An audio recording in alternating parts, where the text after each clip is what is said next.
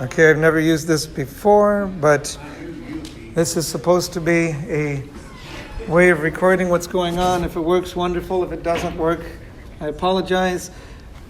You're here at the Elders and Leaders Retreat. I didn't know till after we already made this that it's only called Leadership Retreat now. Okay, what do you see up on the board? Numbers. Real quick, you see numbers. Anyone else? A question. You see a question? Yeah, no, okay, but this right down here, what do you see? What do you see? That'd be bullet point 717. Okay, so you see a 7179. Anybody else? 7179. 7179. Everyone sees 7179. Okay, going. Now what do you see? 2314. 2314. Nobody sees anything else. Marking in front of it. Yeah, there's the bullet point. I just am starting this way to illustrate that different brains work different ways, because when I look at these two numbers, they are the same to me in their impact on my mind and on my psyche. Because I look at that number 1 and I just can't help myself. Nobody else? You wouldn't do anything with that 1 in your head? Man, am I the only? Yes! Okay. I'd take that 1 and put it in the front, and it's not 1, 2, 3, 4. And instantly these things hit me and they don't bother other people. But maybe I'm OCD. 7179 does the exact same thing. And you say, what? Why would I move that 7 in front of the other 7? Does that hit anybody? Well, of course it does. Because if you were to turn that number upside down, that would spell Bill. You never do that in your head. I see license plates, I see addresses, I see this stuff all the time. And when I look at it, it does weird stuff in my head. I'm only starting this very strange beginning of a seminar with this purpose in mind. And that is, different brains process information differently. And I want to submit that different brains process time differently. So someone in this room may say, this is nuts. It doesn't do anything for me. And if you're that person, I hope you'll look at the skeleton and you'll say, how will I create the method that works for me? And I'll give you a few tools to make your method to work for you. But I will illustrate them with how it works for me. And I am going to guess that at least 2 of those pieces in this puzzle will work in your life too. And you can throw the others in the trash. You don't need to keep what doesn't work, right? So, Taming the Tyrant. I happen to be Glenn Hill. When you're reading in Daniel chapter 6, and I'm not going to go there because we only have 60 minutes and I want to have time for some interaction. You see how there were the 120 satraps over everything. 3 of these were in charge of those 120. One of those was Daniel, and the work of Daniel was so well distinguished. What does it say? The king thought to set him over the whole realm. Now imagine how busy you would be if the entire kingdom is underneath 120 people who report to 3. You're one of those, and the king's thinking, you now are going to be the one in charge of all. But this person who was so busy went to his upper room and he prayed. And what does it say this was as he prayed toward Jerusalem, as was his custom since early days? So busy, so committed to that special time with God. How?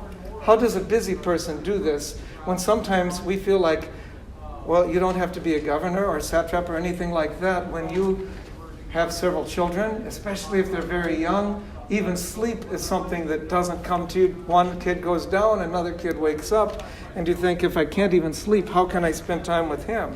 So I asked the question, in my mind, I asked, how did Daniel do this? And he never tells us. So I go to other sources, pondering how Daniel would carve out that kind of time and make it work for him.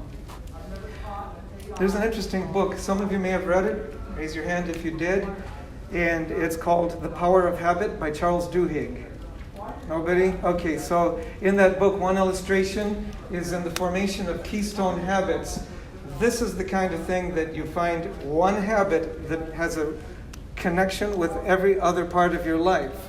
So the company, what is it called? Alcor, the aluminum manufacturer, they said, what is one habit that if we were to work on this thing, it would impact everything we stand for? And they chose the habit safety.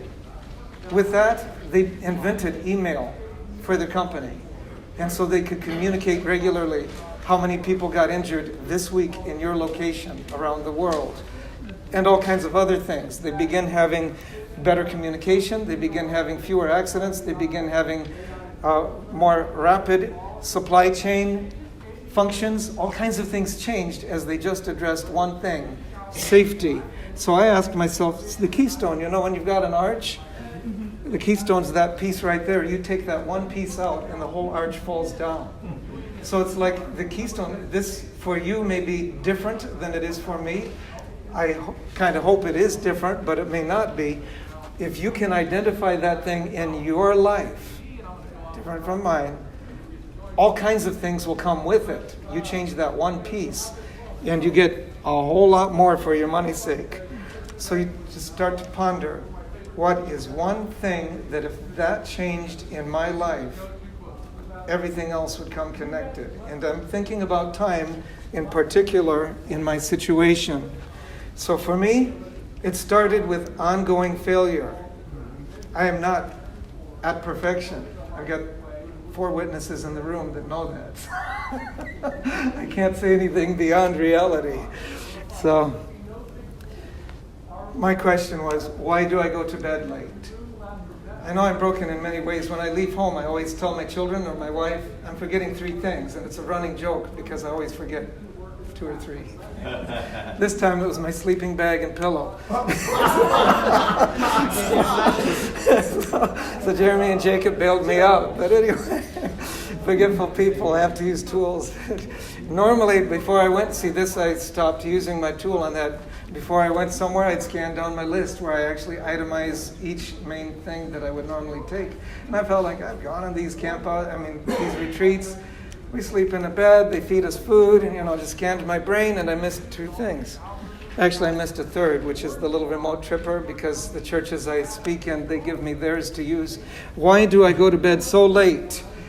It's a place I want to be. It's restorative. The first part of the night is when your body produces human growth hormone and you begin healing all these messed up parts, But you just can't wind down. That can be one reason. Just can't wind down. But this looks like I'm chasing a rabbit. It's directly related. How does a cheetah catch its prey? Speed is one thing, but when it's running, how does it actually catch it at the end? It's going. It does. It reaches out one paw, throws one of the back legs behind the other of the fleeing animal, and you watch the thing fall to the ground. He's got you. So I'm going to look at, in this thing, what I found for me was part of this problem. There are 4 in my life, maybe not yours. In my life, I know it sounds weird.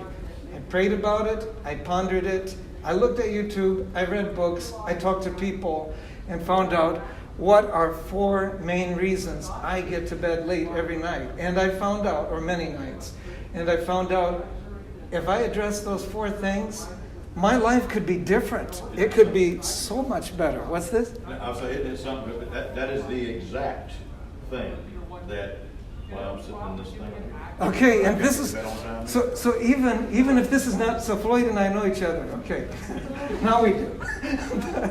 But you may have a whole different life, and that is nothing to you. You're at bed at a good time every night, fine, everything. Okay, but choose your thing that's your question, and you can build your answers based on what is real in your life. So addressing these challenges, I realized, could revolutionize my use of time. So what are the 4 fateful factors? I gave you papers so you don't have to scribble so fast, but I'm going to put them up on the screen. 1, a lack of definite start points. I could go to bed at 9:45 one night and go to bed at 1 a.m. another night and go to bed at 11:13. There is no definite start point, but the whole day went like that. My going to bed was modeled by, I just keep going. Well, I'm straying into some of the other fateful factors. But one of them is I lacked a definite start point for stuff in my life. 2, I lacked a contingency plan for stuff in my life. What do I do when I'm not, you don't have every day the same. Does your Sunday look like your Thursday? Mine doesn't. And on Wednesday, I go play with the kids. Not anymore. I go talk to the kids now. But a lack of contingency plan. And then thirdly, A struggle to pause projects.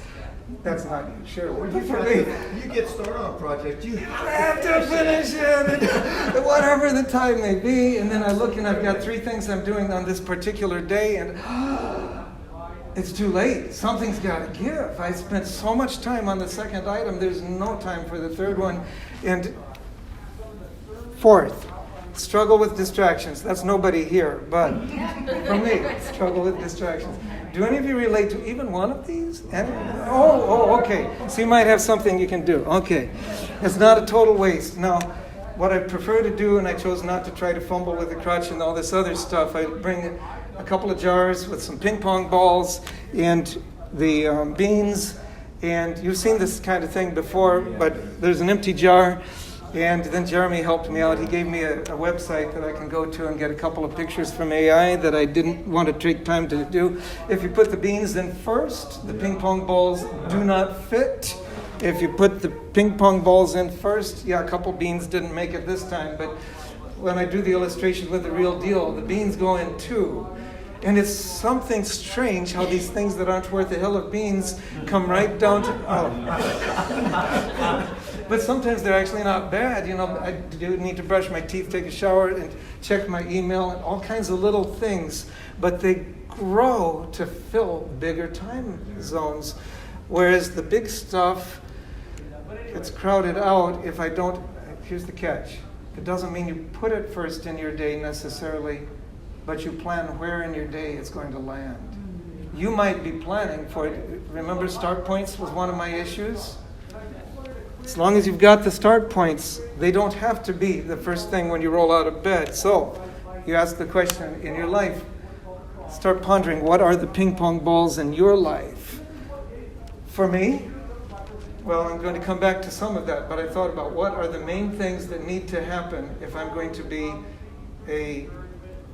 That's an interesting point. I'll come back to it because it's leading me to another step in the process. Sorting out, I don't even have to worry about what the beans are if I know what the ping pong balls are, because 20% of what I do gets 80% of the results. Notice what it says in Colossians 4:5. Walk in wisdom. This is not in your notes, I think, so you may want to just scribble Colossians 4:5. In Sophia Peripatunta, back in English, walk in wisdom toward those who are outside, redeeming the time. That's what I'm here for. How do I redeem the time? It's getting away from me for those 4 fateful factors. So, whether your brain works like mine or not, this next point is absolutely crucial for you making what works for you. Create systems to empower goals. I didn't even realize this detail until like a year ago. 2 years ago I was playing with it a little bit, but last year especially. I'm focused on the destination, but you're never going to get there unless you create a system for it. Like I'm a marathon runner when I don't have this thing going on, and you don't just go to the marathon on race day and run your marathon. I know there's YouTube with all kinds of guys doing it, and then they pay the price. But if you plan it out right, you don't have to get injured on that. I got injured playing with kids, not running marathons. Create systems. So what could be a system that addresses these factors, these 4 fateful factors? Here's the way I did it. You can consider this just to be an illustration. It doesn't match you, fine. But you make a system or series of systems that do match you. So you see someone messing around with systems in the picture. But I started mine by saying I need systems for each fateful factor. The 4th one for me has just one system at the moment, and some of them I'm doing better with, and some I'm growing in. So for the lack of a definite start point, I said I need to back up. If your horse is jumping hurdles and his hoof catches and the thing falls down, what do you do next? Lower the fence. Pardon? Lower the fence. You lower the fence? And so he knows he will succeed. So I back up and I say, lowering the fence for me creating these systems starts with identifying, who am I? Okay, who are you? 3 hands, 4 hands, whatever. Who are you? Child of God. Pardon me? Child of God. A child of God. And that's one of your roles. Another. You're a mother. So a child of God, a mother, another.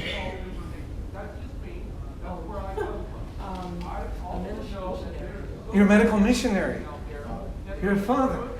Okay, so these roles in my life, I challenge you to keep it down to 5. If you want to bleed up to a couple more, 7, don't go more than that, or it becomes irrelevant. You'll fumble with them. I know from experience. You can make the same mistake if you'd like, or you can just go ahead and keep. So you may cluster them. For example, for me, one of those used to be husband/home manager, but I've changed them up just in the last 8 months. So you don't have to put Post-it notes on there, but I just pondered and prayed about who am I, what are the main roles, and it's like my Hebrew teacher used to say, God gave them to you, 5 fingers, right? And we had to do, for stress, you got ultimate, penultimate, and antepenultimate, and we'd use our fingers. I'm sorry, that's Hebrew class, back to English. But the 5 roles that I have going on right now, I'm an athlete.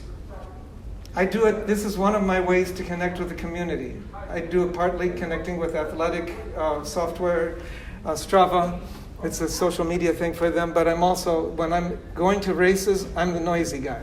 Come on, let's go, And we run, and then while we're running, we talk. I talk with the guy who's passing me until he's out of range. And I talk with the guy I'm passing until he's out of range. And at the end, we sit down, and I ate a meal in Bowling Green. I was sitting there in the restaurant, and here comes one of the people I passed in the race, and we sat down and chatted, along with her husband.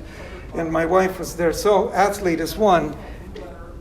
Believe it or not, that's actually a keystone thing for me too, kind of, because as soon as I made the decision to be an athlete, I did start changing my sleep, my exercise, my water, my food that I eat. I changed so many things. Disciple, child of God. For me, the disciple realm, I can't actually be a good pastor if I'm not a disciple, as they're telling us. Presenter, this is one that was one of the reasons I went to bed late, is because I would start preparing my message for Sabbath, and then stuff happens. We're visiting this person, and we're doing that, and something else. And then Friday comes, telephone, the telephone's going. And finally Friday comes, and it's my catch-all day. Catch. And I used to run a YouTube channel with my messages on them, so I'd get done about 2 in the morning, recording and editing. 5 hours editing every week with a YouTube channel. And I dropped it. That's one of the painful decisions, is sometimes you drop. But presenter. For me as a pastor, that could be preparing for a prayer meeting, preparing for the children at the school as we go through stories. And it's challenging for me because we have kindergarten and we have 8th grade and in between. And I want those kids listening. I want them to go home and remember and tell mom and dad something so that it changes their lives. But to try to capture the youngest and the oldest child is a challenge for me. Yes? Storytelling that's where it is. I start with a story every time with the kids, and then we shift from that into a scripture that's based on that, and then how do you work with this in your life? But you've got to get ready sometime, and so I have to put that in my family man. I'm a father, but my kids live in Nebraska, so it's telephone and this stuff. Although if I get this thing well in time, we'll be backpacking in the mountains. We do some occasional stuff together. And then, of course, I've got my wife and now my mom, 93-year-old mom's living with us. So life's really different. Family man can sometimes mean, I take her to the YMCA, which strangely comes back up to disciple. You'd be amazed at how people doing the same thing side by side with you open up. And next thing you know, Stephanie's telling me, I struggle with memory. And I said, well, have you memorized any scripture? I mean, it's YMCA, see, Christian, right? And she's saying, yes, I tried, but I can't do it. Anyway, we got into conversation of how you can be successful doing that. A month later, she's saying, I'm doing it, it's starting to work. And so these things run together. They don't have to be isolated. And then coach, I guess we bled down into coaches in my church and out of my church families, as I'm trying to not just talk about it, but come beside people. What are you doing? How can we succeed at that together? Ecclesiastes 3. This is not in your notes. If you just want a quick reminder, you scribble down Ecclesiastes 3:1. To everything there's a season. Hey, there's the start time. A time for every purpose under heaven. I need those start. So, I said for each one of those 5 factors in my life, 5 roles, I made a start point, and there are pivot points, right? It isn't a role of mine to wake up. That's not related to athlete or presenter or coach, it's not related to any of those. But it's going to make a difference in my day. I need a start point, and here's the secret. Don't worry about the end point. This is not in your notes. If you can start every one of your key things each day, you are starting a habit. It takes a different set of skills to start a habit than to grow a habit. You'll never grow it if you never start it. I struggled with that for years. Fail and fail and fail.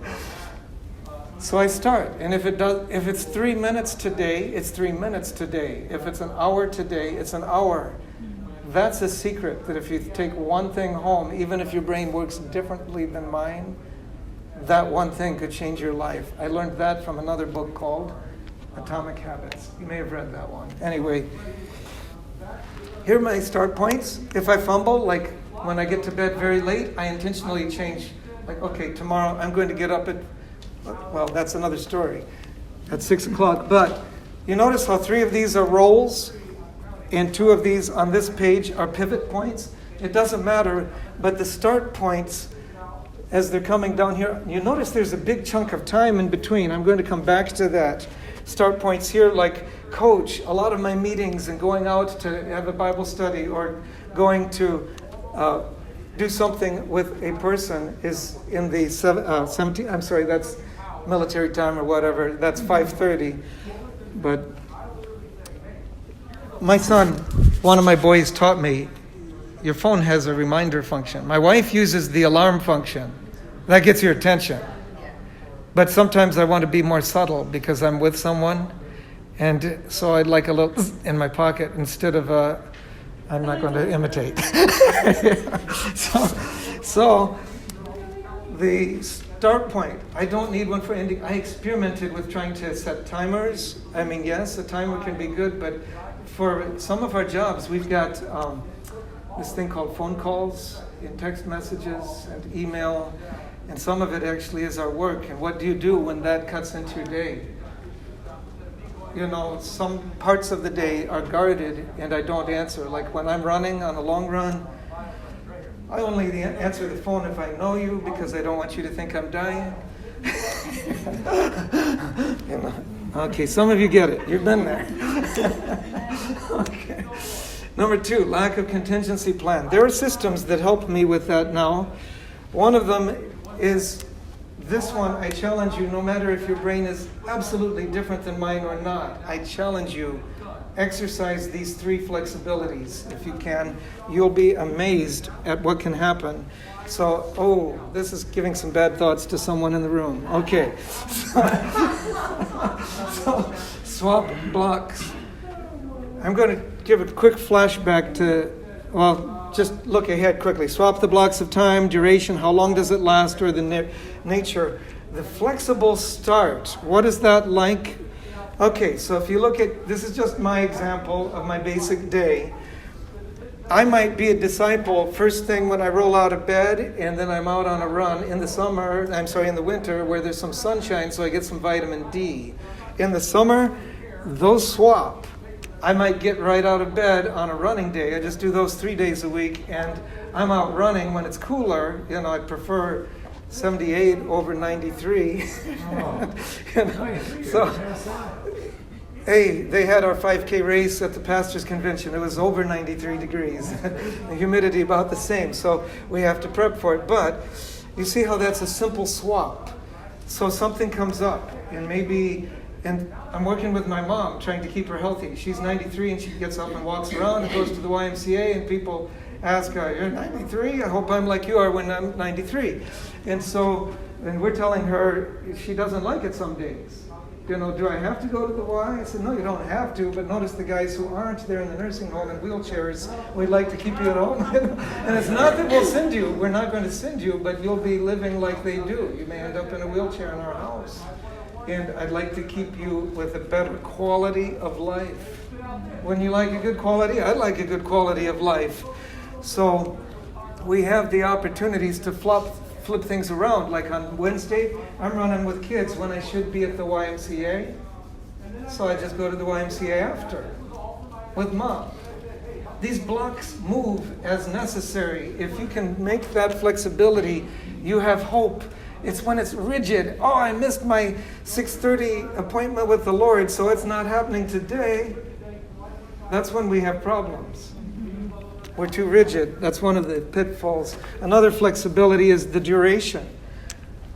Might be one day the disciple side is 60 minutes and the breakfast takes 30 minutes. Might be another day breakfast is taking longer because my wife's gone and I'm the one cooking it and cleaning up. That's okay. We can flip it around and I might have a shorter morning time. Yes. I'm still not understanding the pivot point. Pivot point means in my day, it'll make more sense when I come to the third flexibility. This is duration, the next bit, yeah. So the duration has to do with margin. Have you ever seen a page in a book that had no margins? I made one of those for my mom and dad. I was in Korea in 1985. And I typed a letter on the back of a calendar, folded it in half, no margin, single space. I know maybe some of you in the room never saw a typewriter, but these things existed, manual typewriter. Sent it home for fun. It's the equivalent of about 8 pages of normal stuff, maybe 10. They wrote back, could you please maybe write more often and not as much?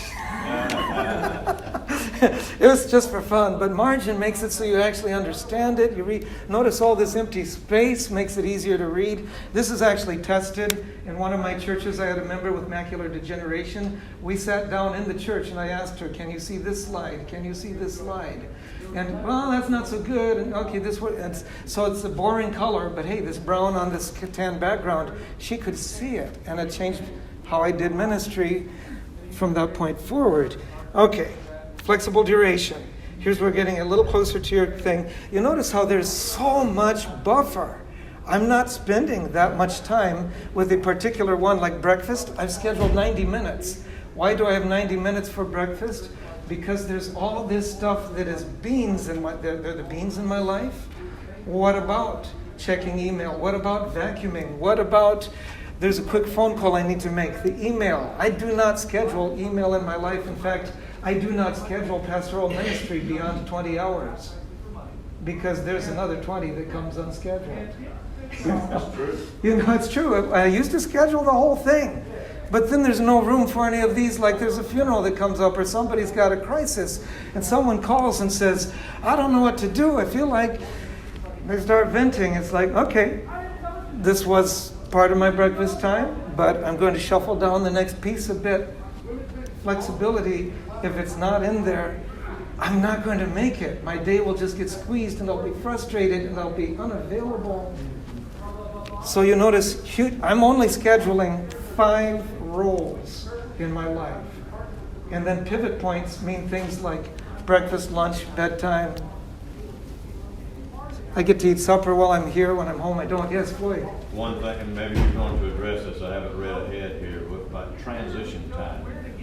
Yeah, I don't need to schedule it because I've already got a 90-minute period. And so that's in there. That's in the transition time because what Floyd's sort of alluding to is the brain doesn't just instantly go to the next thing, or mine doesn't. My wife's does. She can jump back and forth between 6 things, and I'm saying, wait. When I translated from Korean into English, that was part of my problem. I can think in English, I can think in Korean, I can't do both. So I listen to you in Korean and then I say it in English. But when they're going on at the same time, I'm missing a lot of stuff. I'm missing. You're the same. Yes. I see how you flex the pivot time Yes. and the roles. Yes. But when you had your roles listed earlier, was that prioritized? Is that the No. way it is now? No. Or can they flex as well? They can flex, yeah. So the timing, I might give 20 minutes to something one day that's going to have exercise. I might do calisthenics for 20 minutes on a Tuesday. On a short run day, I can run 5K in half an hour. On a long run day, for like running 13 miles, I'll go a little over 2 hours on a long training run. So there's some duration change. So when I'm running longer, I'm doing something less. I'm flexing something else. It's getting shrunk down. But as far as the roles are concerned, did you list them? No. I made it easy. Okay, rolls. You see your hand? My fattest finger is my thumb. That's where I'm doing physical stuff. That's where the heavy lifting happens. the pointer, where I belong in my life, my index finger, is where I am as a disciple. The longest finger on my body, my middle finger, is the presentation stuff. That's sprinkled through my week. It gobbles a lot of time. And it's supposed to take more time than it does sometimes. The fourth finger is the ring finger on people who wear rings for theological reasons. I don't, but anyway. So that's family, right? Ring finger. And then the little finger, you may think, oh, poor little thing. But if you're into martial arts, that's the contact point. You do a karate chop, and that's where you enter that other person's body. So that's where I enter someone's life, is in my coaching sections or sessions. So that's the reason I wrote them in that order. Sorry, I just use mnemonic devices, and they sound weird and wacky to people, but they make it stick for me. Yeah, so beans can go by. So, flexible nature. The nature of these activities, I haven't forgot yours, I'm coming back to it. The athlete, I could go for a run. Hey, what else could you do as an athlete? If you're not running, could be a nice walk in the woods, could be a bicycle ride, calisthenics, boom, boom, boom. Pardon? Swimming, yes, and you have so much variety, skipping rope. Just do something active. Climbing trees with the kids, that's fun. I know you look crazy if you're older than 40 or 50 and you do that, but the kids love it.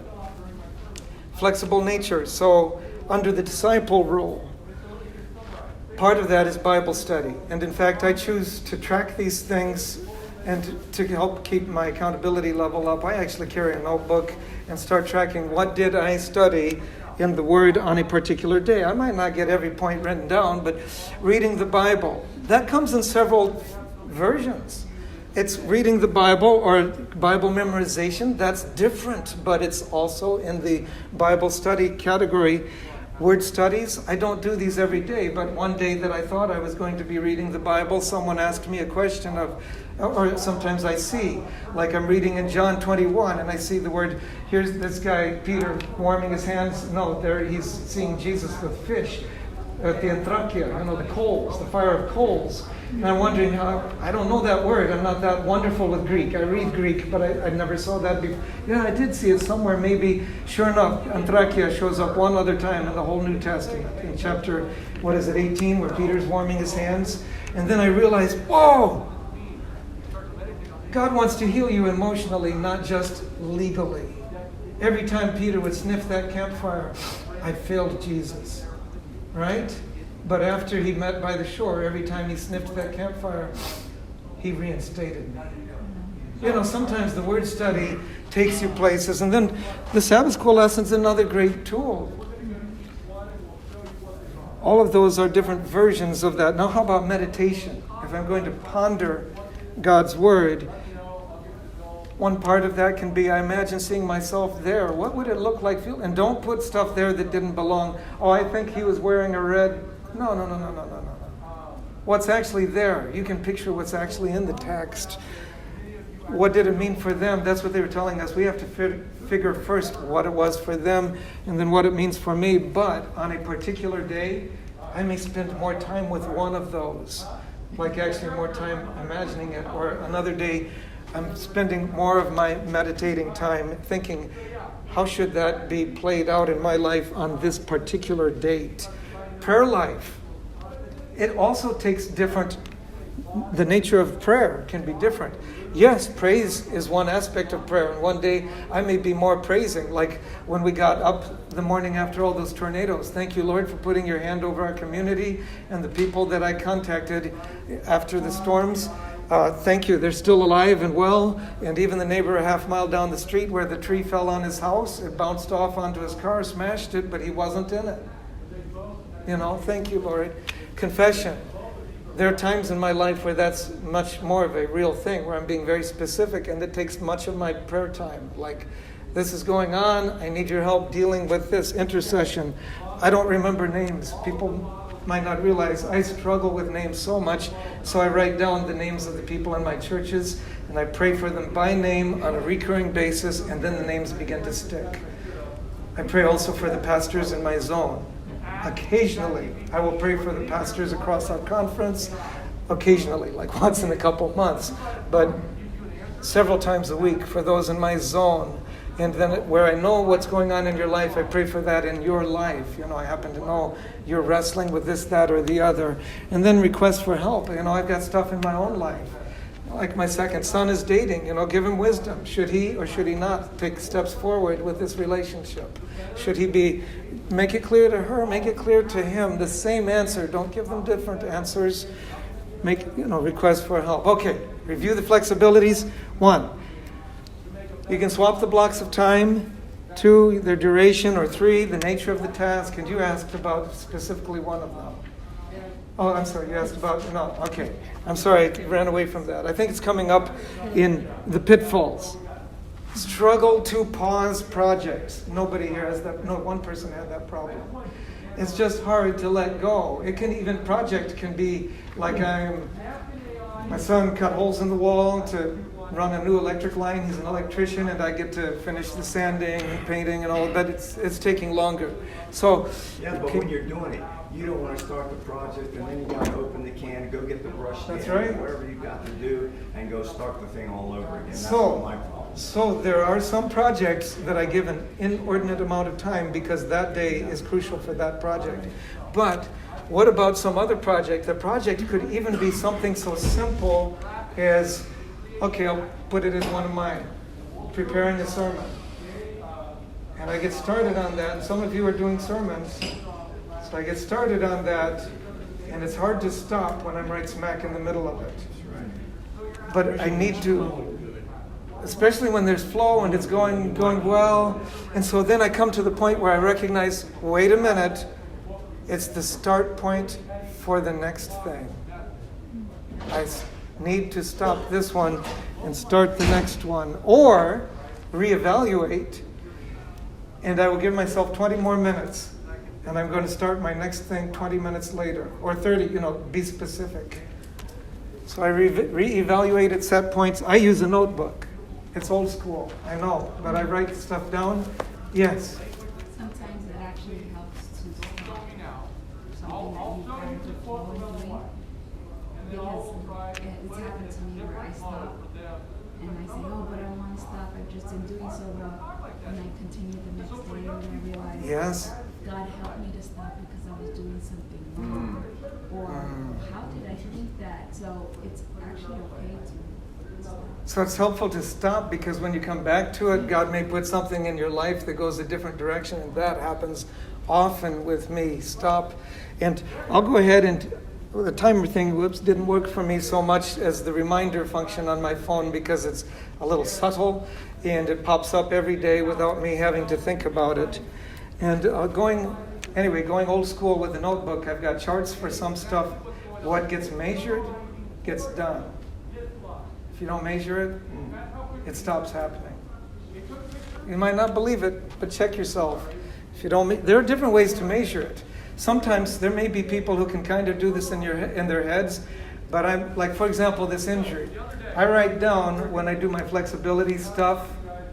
I can go back and see the 2 weeks before I got hurt, I was down to 30% of my flexibility practice. I know why I got hurt. And so after the fact, I've got a chance to go back and do things differently in the future. But I only know that because I keep some tracking of what's in my life. And then, we already had that. Struggle with the distractions. This one is what I do, and it may or may not work for you. I give myself a specific amount of time because here's where it's dangerous. My distractions are also my access to links into other people's lives. So for example, some of this, I'm trying to downsize my house. So I'm going on YouTube and watching people who are good at it. I'm not good. How do you declutter?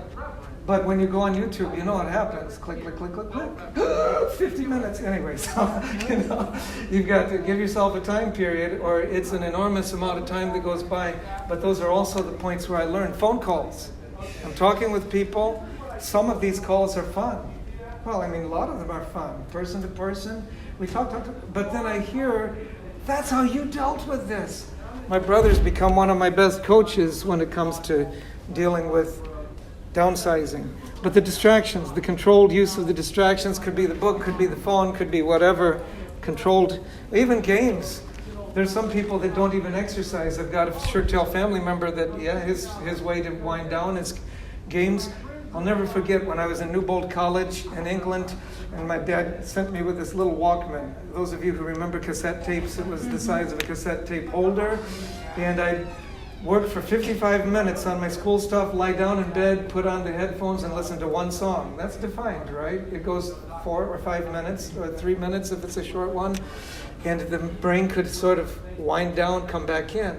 It can also be jump up, get a glass of water, take a quick walk. Pitfalls. You never had these, right? But pitfalls can be where this stuff falls apart. All or nothing thinking. Many Adventists fall for this one. It would be well for us to spend a thoughtful hour, right? So if I spent 53 minutes, I failed. That all or nothing thinking eventually gets people to not have that time in God's presence. You may be shocked because I happen to be a pastor, but I'm going to say it's better for you to spend 5 minutes with Him every day than to spend 60 minutes one day and then become discouraged because the next day you spent 53 minutes. Well, it's because you realize that much time puts a cramp on the rest of everything. Yeah. So if you spend every day, you can grow that habit. But you make the habit before you grow the habit. So if you spend 5 minutes every day, you're going to show up at that start time. And you'll start tweaking your day to have more and more time. And it will grow to a better place. And But if- sometimes that's more focused. Yeah. The time, the 5 minutes, that may be more valuable than the hour. It can't, depending on how you go about it. Another one, procrastination. You never have this problem with procrastination. Oh, yeah, sorry. I'll get it done. That's where I was every Friday night up till midnight and 2 a.m. editing, later, because the YouTube editing was something that could wait, and face-to-face contact time had to happen when people were available. And that's where it's a good excuse, but sometimes it's because we're filling our lives with fun, little this, that, and the other, the beans. Or it's too vague or too detailed. So for example, too detailed, when there gets to be a heightened level of complexity, we just throw up our hands and forget it. Too vague is like, I'm going to get fit. Doesn't ever happen. Never. I'm going to get closer to God. No, doesn't happen. And the opposite is too detailed. I'm going to wake up at 6, wash my face at 6:05, open my Bible at 6:10. When it's that detailed and you miss a couple of these points, you get so frustrated you can't focus. Well, maybe your mind is different than mine. But I discovered that when I was more detailed in running days like this, it did not function well over time. It might function well one day. Also, too rigid or too flexible. He's flexible, right? Yeah. So, lunch at 12:03 every day. And I'm upset if it's at 12:04.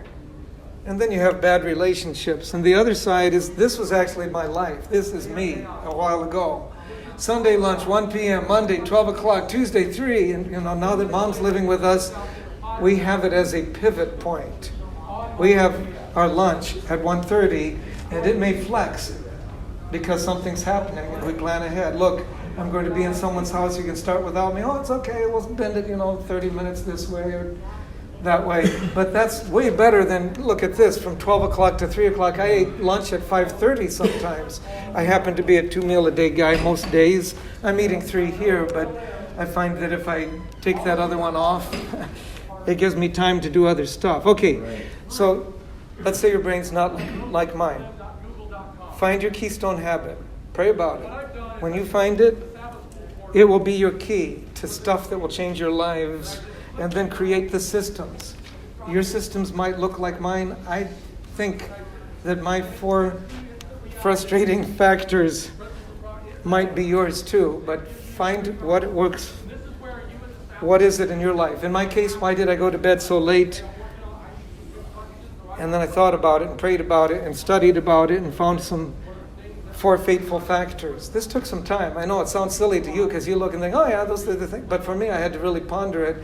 And those factors came in like a lack of a definite start point for each key thing in my life. And so go back, identify what are your 5 main roles, maybe 7. I am a mother, father, whatever. Mine used to divide up differently. I used to divide like pastor of this church and pastor of that. Now it's all mixed together. I have my coach time, I have my preparation time, etc., my disciple time. And then I set specific start points for each thing with a big buffer. That may work for you, but you may have a different system. The system that works for you is 10 times better than what works for me but doesn't work for you. Your brain didn't even see Bill upside down, right? So your brain's different than my brain. And then different start points, lack of contingency plan. Some of these you can already know in front, but if you have your basic flexibilities, like I can swap the blocks around, that has been a lifesaver for me. I still keep commitments, but when something is intervening, I can consciously choose. This block and that block of time are changing places today, or it may be a 3-way scramble, but I actually will physically write it down and change it. Or it may be the day I eliminate one of them, one day, not 2 days in a row. One day you can eliminate one and you still make a habit. And then the nature of the task, switch it up. It keeps it fresh, it keeps it interesting. Struggle to pause projects, and again, what I found there is I had to reevaluate. Like, sometimes you do want to go over longer. You're painting the house, and it's like, okay, I'm going to skip all the next 4 blocks of what I would have done. They will be tomorrow because this thing today.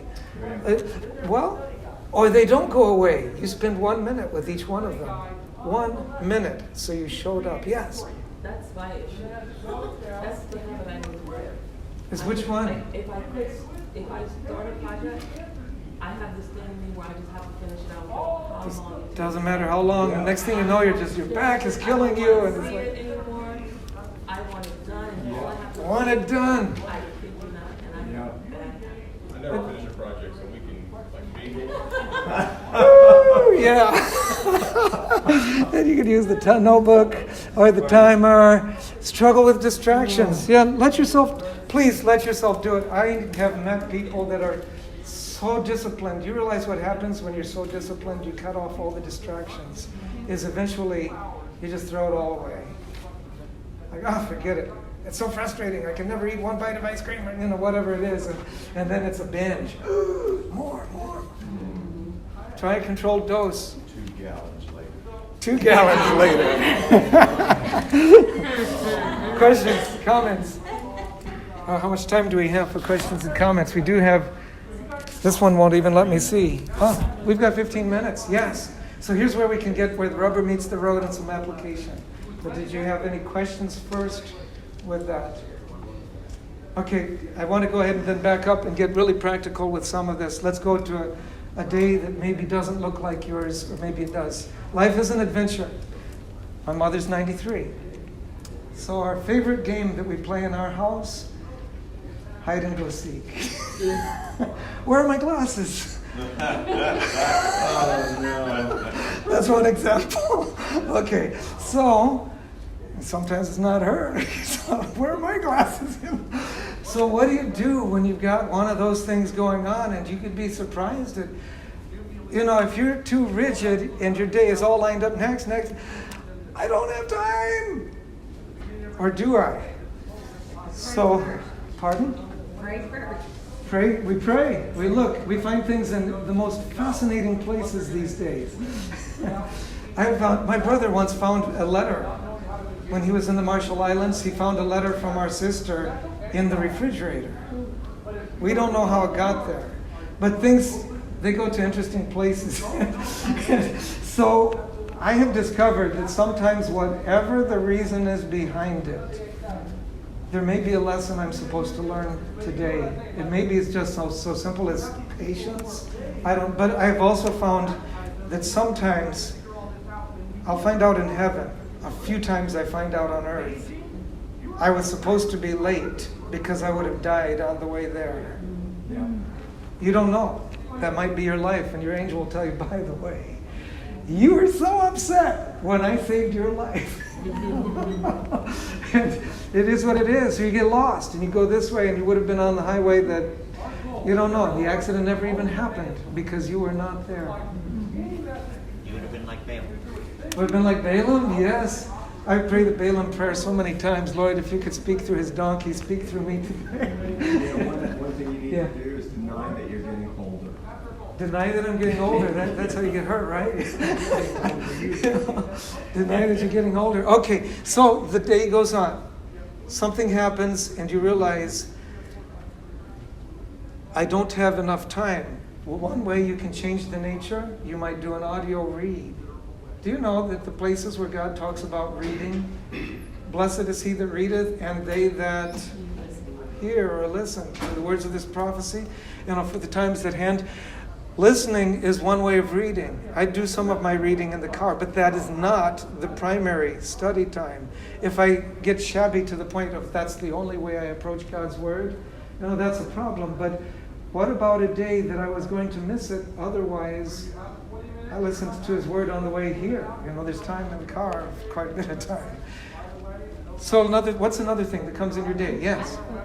So just a little bit of advice. So working on this, what about unforeseen circumstances Yes. that might come up, like whether it could be weather related or just something that's out of your control that you can't control in your, with having that, how would you work around that or work that? Yes. So I'm glad you asked the question about unforeseen circumstances that come, and that is what pushed me in this direction, because I was the person that would get frustrated when now my schedule is off, or I just live with no schedule. Next, whatever time you've got left. So, for example, I'm out weed whacking. I like to do outreach in my community, which looks different. Nobody lives across from me. It's a drainage ditch, which means nobody mows, nobody weed eats, nobody picks up trash. But now we do. In fact, one day I was out picking up trash in an unforeseen circumstance. As I was putting it in the bag, kids started joining me like, "Can I help you?" And they ran home and they got gloves and garbage bags and they're picking up trash. That was an unforeseen circumstance to me, and I planned to just pick up stuff for like 15, 20 minutes. We were out there for an hour because I saw this is an opportunity. Don't stop. That's right. Yet. So that's one reason why I have some buffer in. Okay, now that took longer than I projected for it. I'm going to sacrifice some of my athlete time today. I wanted to also go for a run today. I know it's not ideal, but today I got my sunshine with these kids picking up trash. So it changed the nature of one thing, and it eliminated something that was in my day. So these tools, one of the big things they help me do is to consciously choose what gets dropped, or part of what gets dropped today. So it isn't just willy-nilly like, no more time. Okay, it gets skipped.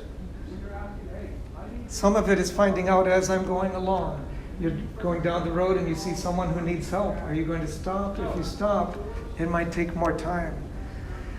We have a person that had to have a dental medical procedure done, and so I thought, okay, this person's got no transportation, eyes, not legally allowed to drive. Let me go ahead and take this person to the church, to the stores to buy last-minute supplies before. And it stretched and stretched and stretched. It took forever to make a decision between this and this and this. For a person who's not in the store usually, to be there is overwhelming. Actually, that's one I knew in advance. It's like I'm just carving out this whole, 3 hours if necessary, 3 or 4 hours it will be. So it will be. But that meant other things squeezed down. But unforeseen, yes. Would you, because I'm firmly with vacation and days off. Yes. To make sure I'm not consistently doing the same thing over and over. And my children, will we do something fun? So do we do that? Do you plan in days off and vacation time? Days off and vacation time. So there are some days that certain roles here do not appear. On Sunday, I don't do any preparation unless I have to speak to someone on a Sunday. When my children were young and they were home, if that Sunday got missed because we have a funeral in the morning, I might go and take a night that I would have normally gone to someone's house on church ministry, and because I was gone on part of Sunday, I'm home with you on Tuesday or something. And it isn't perfect. There's some weeks that just got squeezed down. And then there are other weeks we try to, when something's squeezed several weeks in a row, let's grow that one at another time. I do not want it always to be that one that's squeezed. But sometimes the Lord has something in mind. I remember I went to a pastor's gathering for the area in Illinois. I got there, it was my first one, yes, and no one was there. What happened? So the pastor, we meet in a different church each time. The pastor of that church actually was in his church that day. He said, "Oh, did nobody text you?" I said, "No." We canceled this week. Well, thanks for telling me. It's 84 miles. And that's the old me. It's like, but then the new me, it starts to be, and then it's like, if I'm here and this meeting isn't happening, there's a reason I didn't know about that I'm supposed to be here today. So I prayed about it. What's that reason today? I don't know. I don't know this area. I'm new. I've been at this district for like 6 weeks. So I got out my list of names and I started looking, and I saw someone who lived in between where I was and where I lived in the country. So instead of going out on the expressway, on the interstate, I cut through the middle. I called him first because this is 2000 something and you don't just show up anymore in Illinois. So I called him first. Yeah, come on by. It was my last time to see his wife because she had Alzheimer's, ended up in a nursing home, and then COVID came and we could never go inside. She wouldn't have known me anyway if I'd gone inside the nursing home. She eventually didn't know her own husband, but the last time for me to see her face to face, he would still come to church and leave her at home for little bits of time. My last, and actually my only time to see her is because someone forgot to text me. We changed the date. So, you stop and ask. I am here where I want to be frustrated, but why am I actually here today? There's a reason I don't know yet. What is it, Lord? So I have a lot of those moments in my life, and then stuff all shuffles around. But yeah, you had a question too. No, jittery auctioneer. So hand go up. So another comment or question, not just questions. Okay, so let's say something happens. Here's one that's a real one. I'm at home. I'm with my wife on a Thursday morning. We get a phone call. Her mom has a medical crisis. Something happened to her where she cannot close her hands. She couldn't even pull the blankets off her. She had to use her feet to push them off. She was able to touch the phone to call 911, and she called to them, please go to the back door. I can't turn the knob. So she met them at the back door where she could kick the pole out, and the back door is unlocked. It just had a security pole, holding it so you couldn't open it. She kicked that out and they took her off. Long story short, that morning my wife was on the internet getting tickets to go, a ticket to go to be with her mom. We didn't know how long, 1 week, 2 weeks, it ended up being 3 weeks. So now I'm a pastor and I have my mother living at home. A lot of things changed. My ministry in the church, I've got some witnesses here. Anyway, my ministry in the church was squeezed a bit. There are other weeks that the church takes more of my week time. But during this period of time, it was squeezed a bit. But there's also stuff that I realized, and my wife was worried. I said, wait, there are two things that we need to add to this conversation. What you are doing for your mom is also something people in our congregations have to do for their family members. We understand our people better because of the journey we are going through. And if you suffer what people around you suffer, you understand each other better. So it's an awkward gift. It's a gift we don't want, but grace. So what happens when the thing comes to my life that I did not count on? I am learning. I'm learning something I maybe didn't want to learn. Like my little boy, when he was maybe 8, we were out in the woods in California, walking. I love being out in nature.